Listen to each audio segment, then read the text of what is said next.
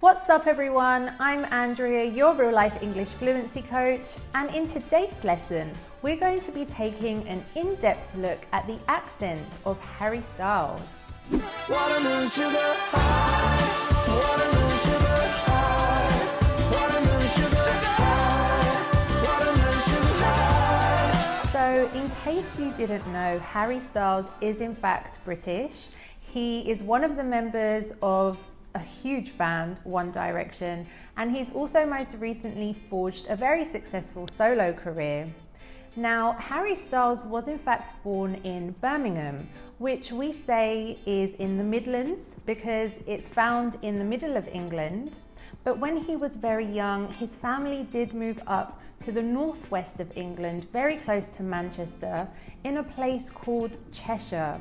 So his accent is quite interesting because you will hear some variations from the Birmingham accent and the Manchester accent, and also more recently, just because he's lived in London and also America, he does have some other variances to his accent as well.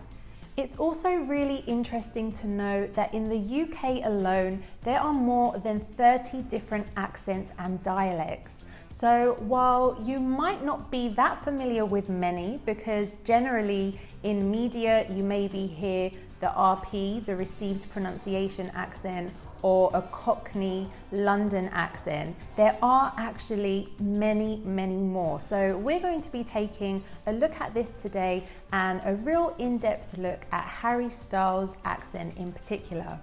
So before we get into the lesson, I want to let you know that every week we make lessons to help you learn fast English without getting lost, without missing the jokes, and without subtitles.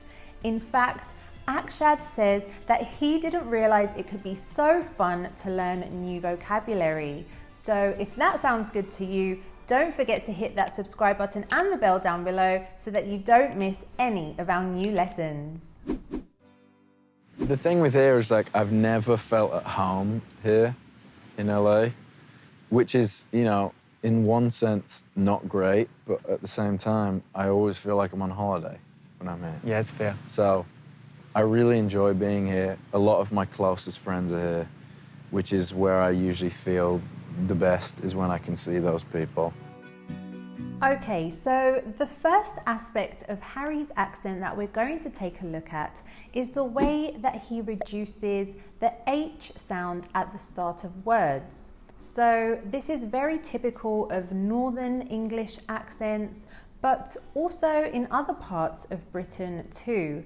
It's also synonymous with the Cockney accent, which is the east side of London, but you definitely won't hear this with a received pronunciation accent. So what Harry does is, at the start of words, he tends to omit, so he doesn't say that first H sound. So rather than saying, "He's lovely, isn't he?" he says, "He's lovely, isn't he?" So let's take a look at how that sounds when he says it. I think I met him at a party. I met him at like a dinner thing a few years ago, and then I went to a couple of Stone shows. I just think he's the nicest. I think I met him. I have to say, you have to watch it in IMAX. Really? Yeah, it's crazy. You have to watch it in IMAX. I really enjoy being here. A lot of my closest friends are here. So there are quite a lot of examples of when Harry does this. For example, instead of saying, "I met him," he would probably say, "I met him." I met him at like a dinner thing a few years ago. And this is what natives tend to do to speak faster and more naturally. So sometimes we reduce words so that it just becomes more fluent and more natural and more quick to speak. In the same interview, we can find some other things that he tends to do with the way that he speaks as well.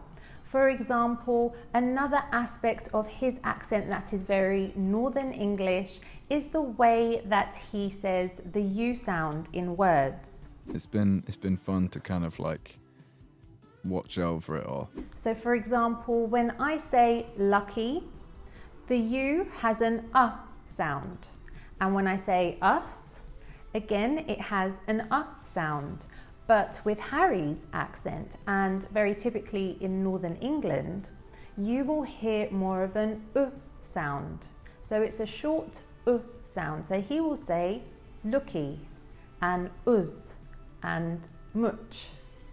So let's take a look and see how that sounds. And I'm such a fan of so many people working on this film, and it just felt like I felt so lucky to be there, to be honest. I felt so lucky to be there, to be honest. Movie set around war, it's not us being the heroes and kind of going and saving the day. It's just about community heroism and how these small acts from civilians and the normal people who are at home coming to save us kind of together makes this massive thing. I think it's very much about the spirit of people and, you know, how when people come together, you can do incredible things. It's a weird one because after traveling so much, I don't look at the future as like, I'm gonna live in this one place and then I'll never move anywhere.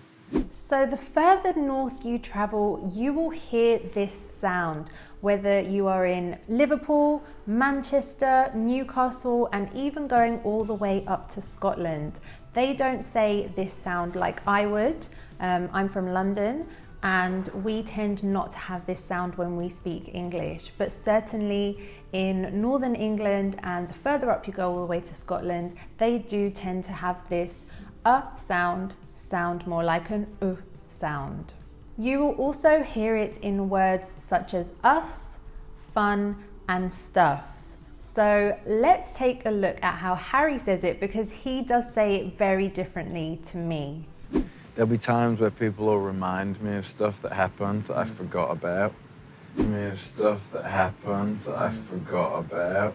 definitely had more fun. I think with the first one, I was like trying so hard not to get it wrong.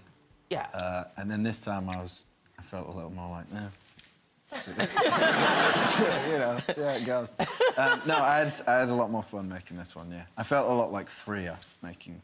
I had a lot more fun making this one, yeah. One of my favourite memories, I'll give you two. The first one was when we'd just been formed as a band, there was like a picture of us that had been taken from when we were at the show, like someone's mum had taken it. And it was like the first picture of us as the five of us. I'm thinking you should maybe host this show one day. I can do some daytime. Okay. Can I give stuff away? Yes. I like how much stuff you give away. Yeah, all right. You don't get to keep it. You know that. It's just Yeah, for them. I heard that. Okay, yeah. Do you still struggle to understand fast-speaking natives? Then I highly recommend our Fluent with Friends course. In this 48-week course, you will learn with the first 2 seasons of Friends. You'll receive PDF power lessons every week, vocabulary memorization software, access to our Fluency Circle global community, and so much more. And the best part is, you can try it right now for free with our 3-part masterclass. All you have to do is click up here or in the description box below to learn more and sign up now. We hope to see you there. You might have noticed also that in British English we tend to omit the T sound in words, and this is called a glottal T. So with a glottal T, what happens is there is still a sound there, but you don't hear the T sound. What happens is the flow of air is stopped and then released. So it does make a sound, but you won't hear that T sound. So for example, in words like better, some people might say better. So there is still a sound there if you can notice it. Better, better. All it is the stopping of the flow of air and then the releasing of it. So there is still a sound there. That's called the glottal T. So this is very common in British English, and Northern England is no exception. They also speak with a glottal T, and so does Harry Styles.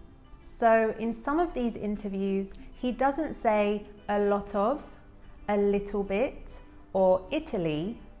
Instead, he says it this way. A little bit. Well, I wouldn't say crept up, I guess. I mean, I think, like, I definitely write from personal experience. I think a lot of people do. If you'd like to learn more about the British accent and common mistakes made in particular by Americans in our favourite TV series and movies such as Friends, then I highly recommend that you check out this lesson next.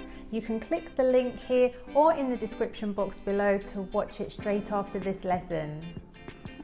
Another characteristic of Harry's accent is the shortening of the A sound. So if you've listened to my accent a lot through watching our lessons, or you listen to more accents where they are from London, we tend to have a longer A sound in words such as last. So Harry does not say this word like this, he says it like this. Felt like when I wrote it, it was kind of always going to be the last song on the album. It felt like it described to me the process of making it the last song on the album. This is my first time. Yeah. And the last time I will do it also.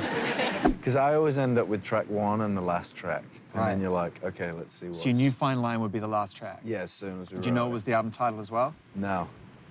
So this is very typical of Northern English accents. They have a shorter A sound in these words, and in received pronunciation, in RP, and in London in general, and maybe some other parts of England in the south of England, we tend to elongate this sound. So I would say last, I would also say glass, and I would say answer. However, Harry does not say these 3 words like I would. This would seem like a very obvious answer, but it depends. I think it all depends on what you're trying to write. Last question. What am I but this is the last song we're going to play. It's called Adore You. So there you can hear that it's a short A sound. He says glass, last, answer. And so that's very typical of Harry's accent and Northern English accents as well. Let's take a look at the 6 best TV series to learn British English. So the first one is The Office. When you laugh, your brain releases endorphins, yeah? Your stress hormones are reduced and the oxygen supply to your blood is increased. So you feel, I try and laugh several times a day just because it makes you feel good.